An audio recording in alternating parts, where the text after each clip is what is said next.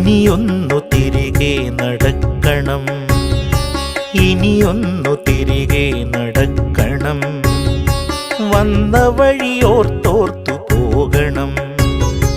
ഇനിയൊന്നു തിരികെ നടക്കണം, ഇനിയൊന്നു തിരികെ നടക്കണം.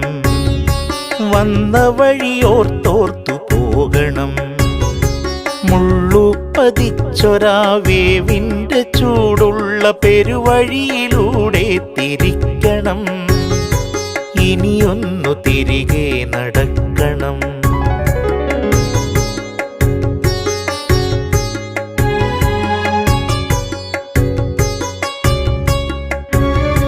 കണ്ടതെല്ലാം ഒന്ന് കാണണം,